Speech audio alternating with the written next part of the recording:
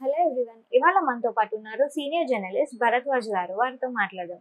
Sir నమస్తే sir. నమస్తే. Sir ఇప్పుడు తిరుమల అనేది బాగా న్యూస్ లో వస్తుంది. తిరుమల గురించి చాలా విషయాలు వస్తున్నాయి.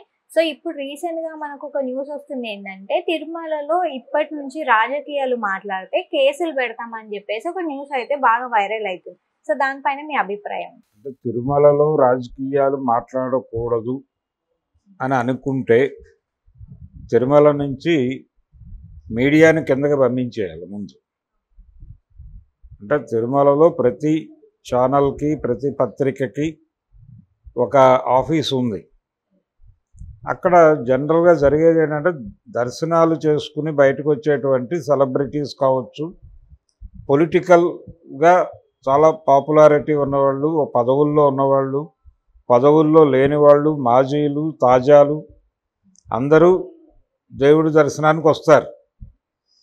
వెంకటేశ్వర స్వామి దర్శనమై వాళ్ళు వస్తూ ఉండగా ఆ గుడి ప్రాంగణం నుంచి కొంచెం యువతలకు రాగానే అక్కడ వారి నాపి వారు సినిమా సెలబ్రిటీ కావచ్చు, పొలిటీషియన్ కావచ్చు, అది అనవసరం, అలా లోగో పెట్టి వాళ్ళతో మాట్లాడించడం అనేది ఒక సాంప్రదాయంగా నడుస్తోంది.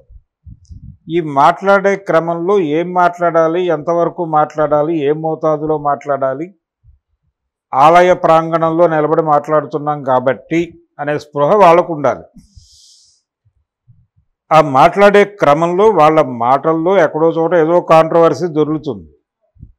అవతల వారి మీద విమర్శో, లేకపోతే ఇప్పుడు సపోజ్ తాము అధికారం కోల్పోయి వేరే వారు అధికారం చెలాయిస్తూ ఉండగా తిరుమల దర్శనం చేసుకున్నటువంటి ప్రతిపక్ష నాయకుడు మేము అధికారంలో ఉండగా చాలా చేశాం, మేము వెళ్ళిపోయిన తర్వాత వీళ్ళ చేతుల్లోకి అధికారం వచ్చాక ఇలా తయారు చేశారు, ఇక్కడ కడుపు తరుక్కుపోతోంది అని అన్నాడు అనుకోండి, అది పొలిటికల్ స్టేట్మెంటే అవుతుంది.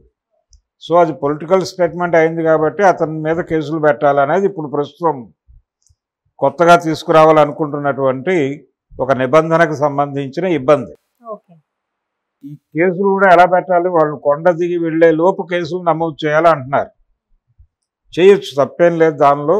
అంటే మీడియాని ఇన్ టోటల్ పైన బాయ్కాట్ చేస్తే, అంటే రద్దు చేసి మీరు అలిపిరిలో పెట్టుకోండి మీ ఆఫీస్లో అని చెప్పాలి. దిగువన అలిపిరి దగ్గర పెట్టుకొని అలిపిరి నుంచి కిందకు వచ్చాక ఒక మీడియా పాయింట్ పెట్టుకుని ఆ మీడియా పాయింట్ దగ్గరకు వస్తారు సెలబ్రిటీస్, అక్కడ మాట్లాడించుకోండి, లేదు తిరుపతి ప్రెస్ క్లబ్లో మాట్లాడించుకోండి.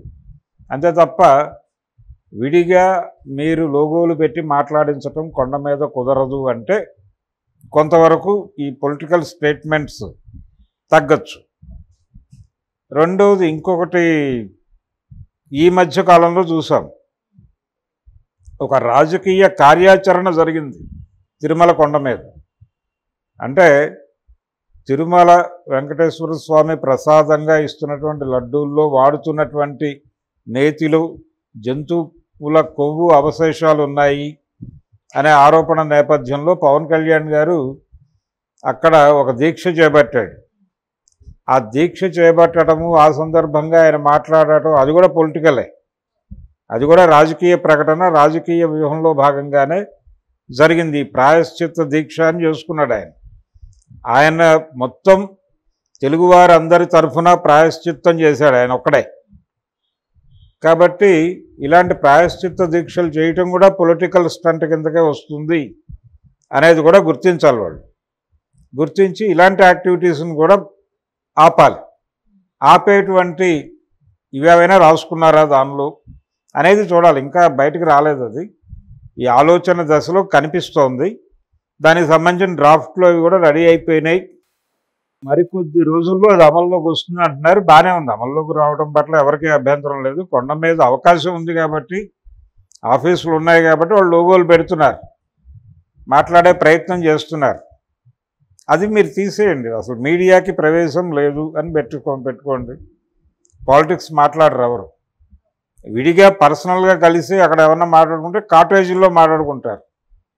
ఒక ఇద్దరు వేరు పార్టీలకు చెందిన వాళ్ళు పార్టీలు మారటానికి సంబంధించి మాట్లాడుకోవడానికి కూడా తిరుమలని కేంద్రంగా పెట్టుకున్న సందర్భాలు అనేక ఉన్నాయి.